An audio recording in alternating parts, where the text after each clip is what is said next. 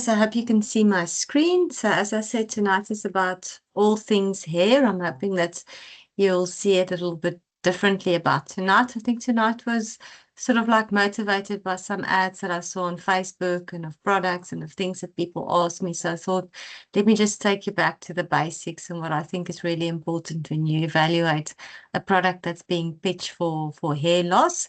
So today we're just going to look a little bit at the hair biology. So the focus of all the biotech companies is very much on the hair follicle.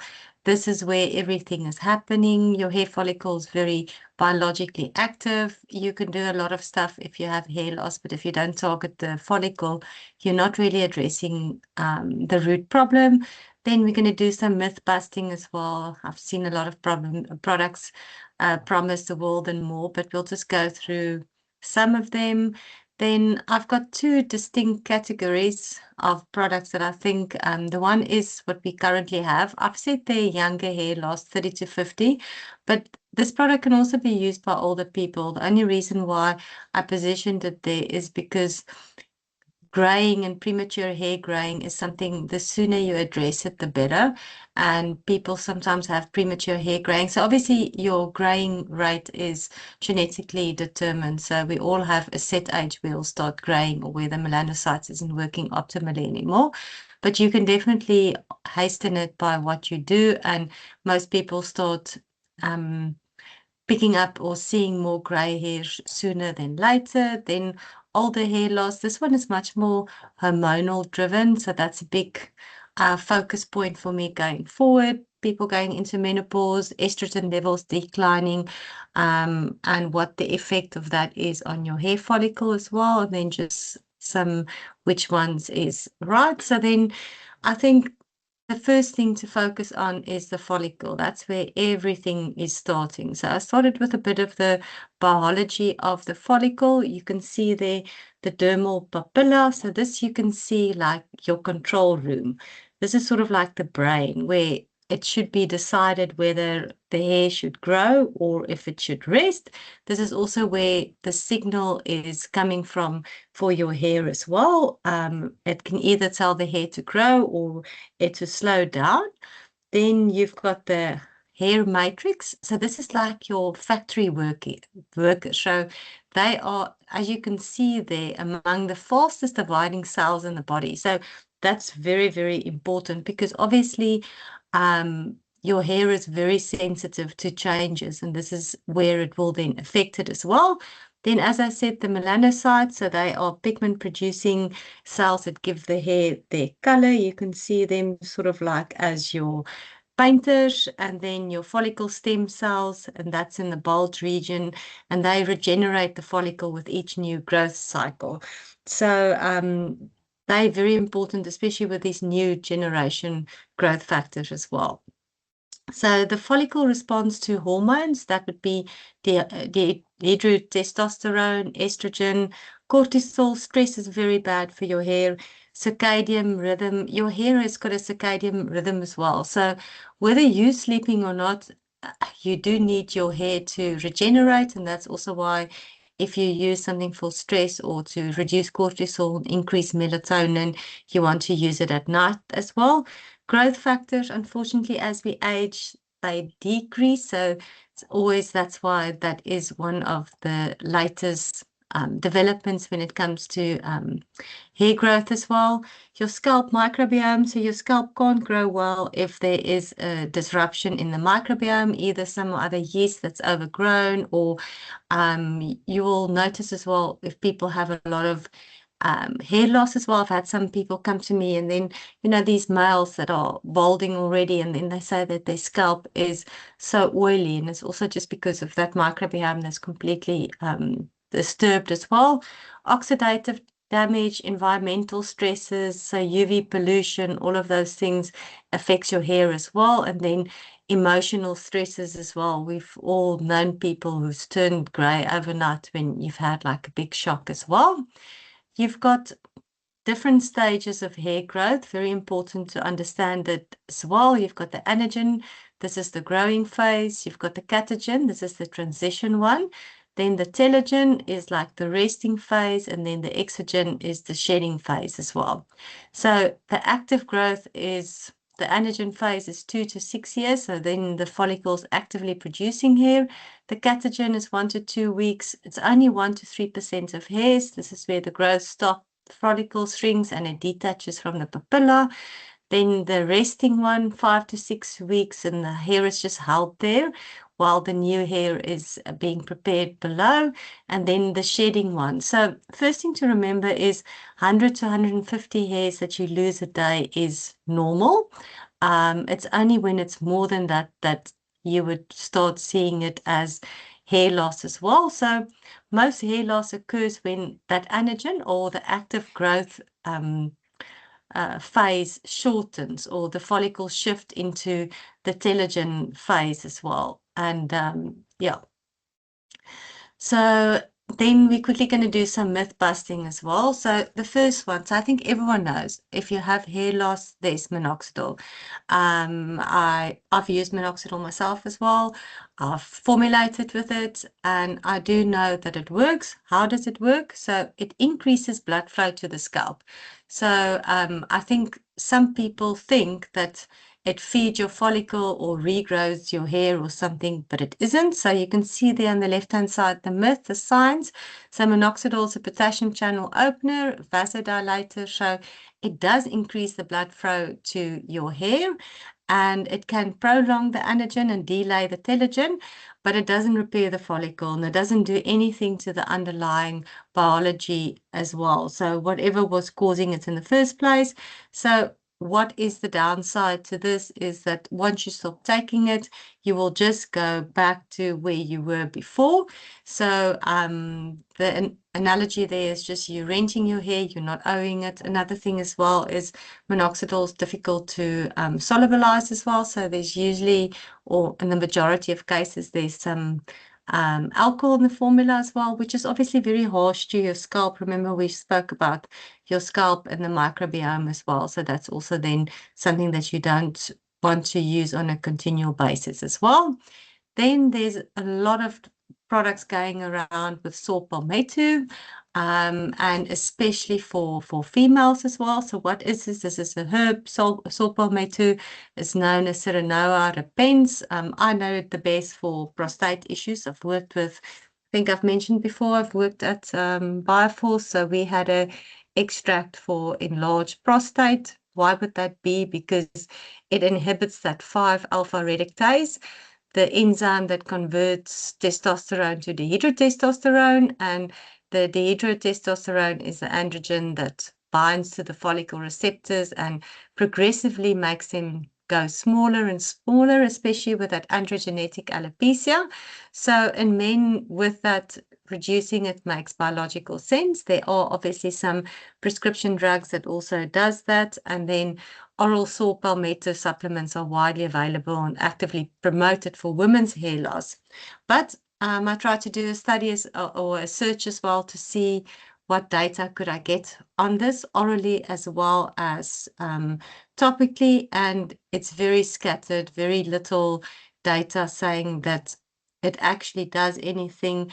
Remember also now your follicle is, anything is only as good as what it is absorbed into that follicle. So we'll get to that point as well. So sometimes in theory, it seems like something could be beneficial, but you've got no idea. It could be a big molecule. It's not to say that it's getting into the follicle, that it's being absorbed, and that your issue is actually related to high DHT levels. It could be due to stress, not sleeping, your estrogen levels being low, your thyroid hormones being low, because if your thyroid isn't working optimally as well, then it's also affecting this growth of your hairs, because you don't have enough T3 and T4 around, because it's very fast. Your hair growth or your hair growth cells is very fast dividing as well, or it could be your iron levels are too low. It means there's not enough oxygen and nutrients that are getting to your hair follicle as well. So yeah, it's a myth busting. Most female hair loss is not driven by DHT, so it has a different hormonal matrix. most females, it is estrogen that is declining. As I said, there are a lot of things that causes hair loss as well. So, and obviously, using something orally, I think people always have that misconception. So just always remember that a herbal compound is the same as a prescription medication. So most prescription medications, or a lot of them, originated from herbs.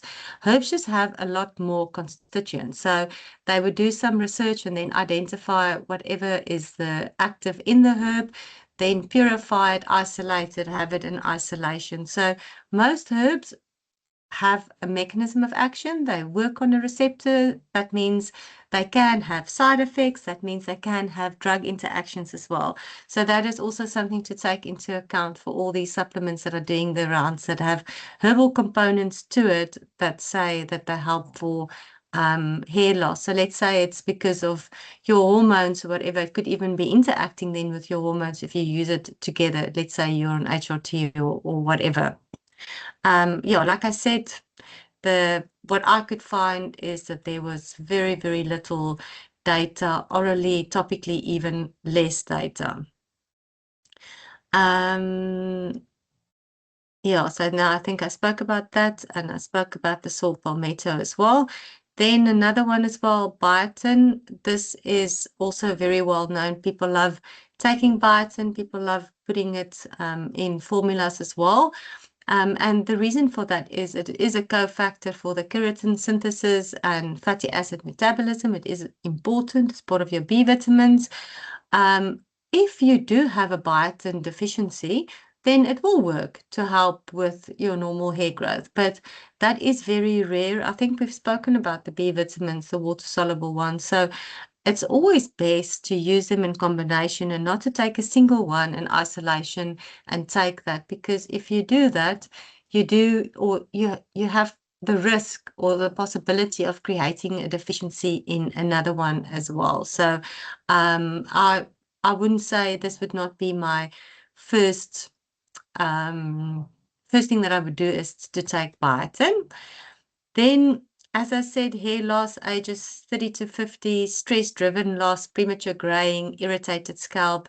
And this is where I think Densidol is fantastic. The other day I saw this ad that I thought was such a nice visual representation where it showed Densidol and then this scalp with the hair where it says, this is your 360-degree biological protection or shield. And isn't that nice? Because it means that it protects you from stress, and by reducing the cortisol, increasing the melatonin, so your hair is not realizing that you're actually stressing a lot, and it's like you actually sleeping and recovering. So it is such a nice thing to protect your hair and all the negative effects from stress and cortisol, and too little melatonin is then sort of like combated as well. So here you can see chronic stress, cortisol, then you've got the glucocorticoid receptor activation, and then the anagen phase shortens, and basically what happens is hair loss and premature graying. And then this part as well, just again emphasizing the cortisol and how it works. I'll send this presentation, you can read. Basically, in a nutshell, it reduces cortisol, increases melatonin, and means your hair follicle can regenerate. The downstream effects of your restored circadian rhythm is that this follicle stem cell repair and the anagen phase is extended, melanocyte activity preserved, so less graying, and then the blood vessel tone restored as well. One thing that's actually very important as well from Densidol is that it protects you from the environment as well. So first was like the emotional side, but now the environment as well.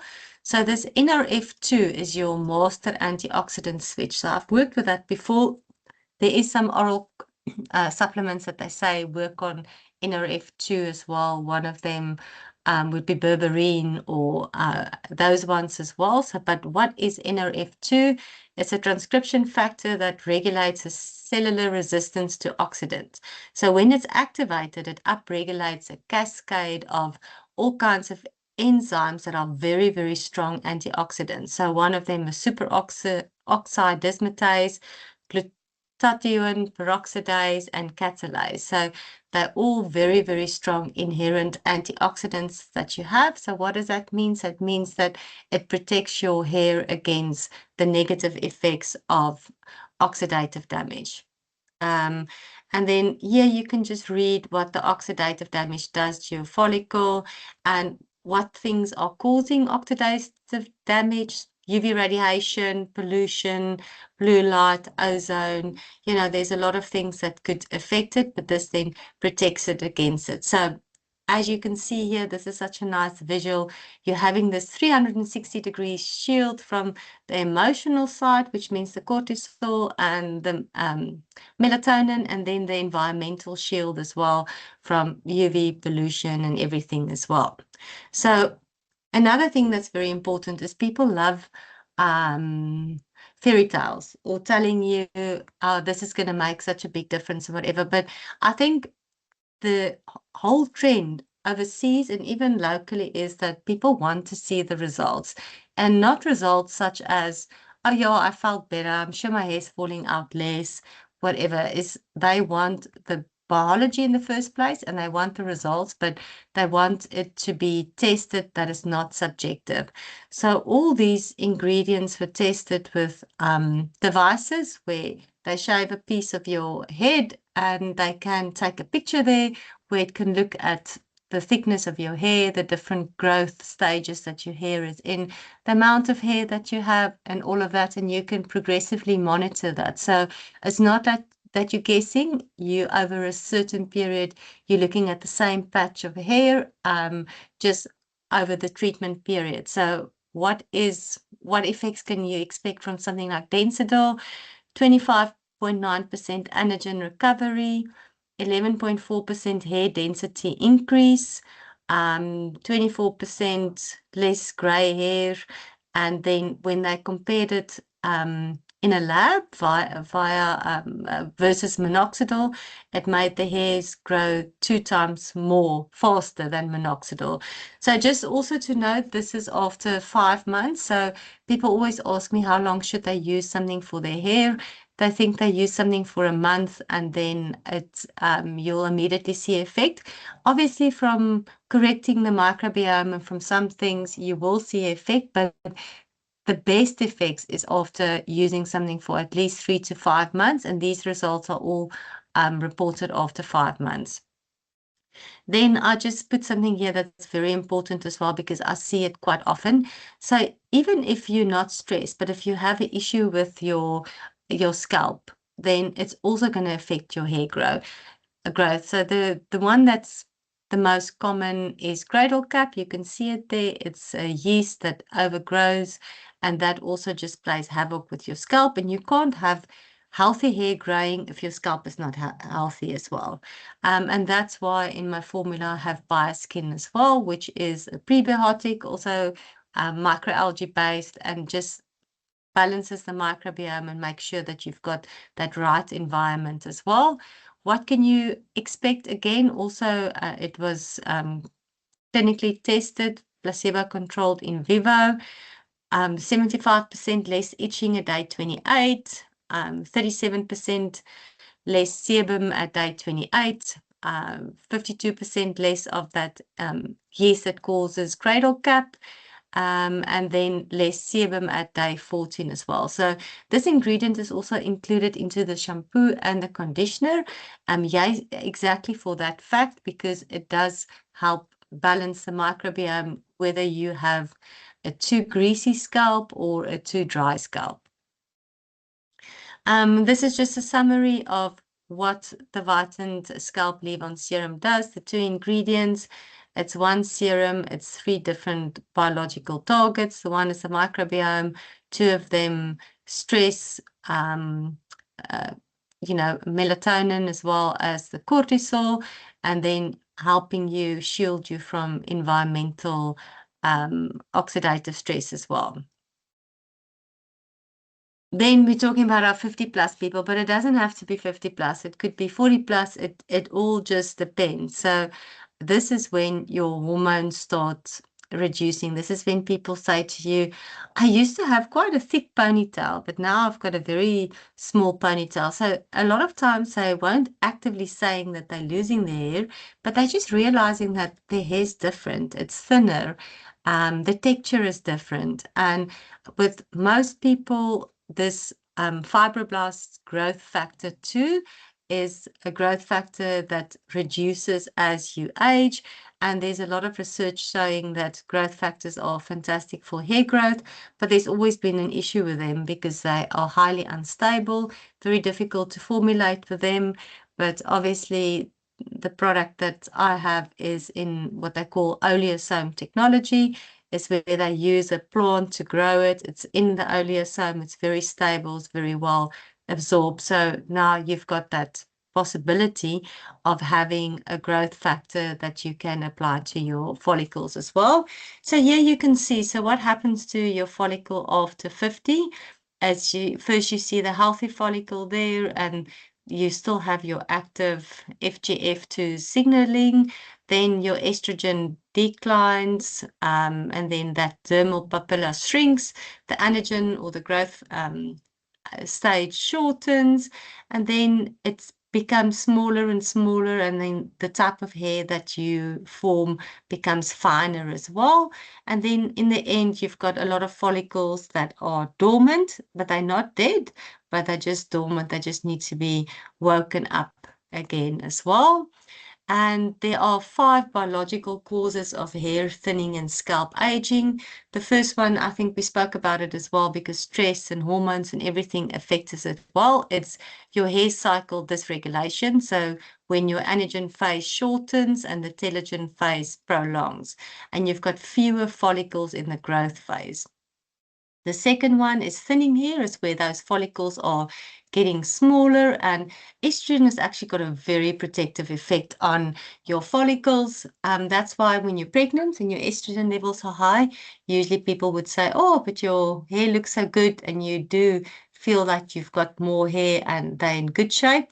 But obviously, as this now starts declining as you get older, you have less of that protective effect.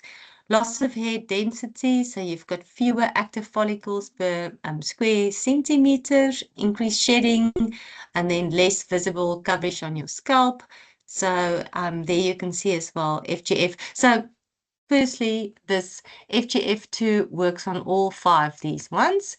Scalp dryness, your barrier declines, so your natural moisturizing factors decline. I've heard this from a lot of older people saying that their hair started becoming much drier as they got older, and a weakened scalp barrier, itching, tightness, and then again, on the other side, you often have people as well saying that the hair is suddenly much more oily. You've got the sebum increase as well, and then this excess sebum clogs your follicles, and this creates an inflammatory environment as well. And what is so nice about this FGF2 is that it balances both those. So it's actually the only ingredient that works on all 5 these biological causes of hair thinning and scalp aging. As I said, usually with growth factors, you've got an issue. They're not stable. There you can see it's degraded quite. It's also very large proteins, so they don't really do anything. But this ingredient, Pureva, is manufactured within a plant. They use that Camelina sativa, and they create an oleosome. The stability is maintained, and it penetrates the dermis as well, so you know that you have that effect in the follicle where you want it. So what does it do? So the nice thing about this ingredient is, so we spoke about the previous solutions, and there you use it once a day, and the studies show anything from 3 months, but the main effects were after 5 months. So you use it at night because remember, you want to increase melatonin, decrease cortisol, make sure that those antioxidant defenses are there. So now this one is results within 28 days, but it was tested twice a day. So for people, I think I've said this before, I had this brainwave while running saying that for my 50 plus as well, our slogan is going to be look better faster. It's like we don't have a lot of time. So you often get that where people say, my hair's been bugging me for a long time. Is there something else I can do? Is there something stronger? Is there a faster way of getting my hairs just sort of like revitalizing them? And then this is that option because you get results within 28 days. So you can see there the results. So, 33.6% increase in hair density. There was also, sorry to minimize this, there was also an improvement in hair density as well. And then the thing that is the nicest is that 5% increase in hair shaft thickness at day 28. That's just after 28 days, especially for people. So this is not so much, it is obviously hair loss as well, but very much as well if people are saying, okay, well, my hair is so much thinner, my ponytail is so small. This actually increases the hair shaft as well. Then the scalp barrier function as well, that's improved. This is very nice for people that have quite an oily scalp as well. And then you can see that balanced sebum production also number 5. So this is just a summary of the results, but it's the first time ever. You can see those pictures from there. You can see the method at the bottom, that Pixen C-Cube digital photo trichocomb, which just means basically what they do is they shave a little piece of it and they take pictures, and then they can continue taking pictures of the same area, but just after using the product.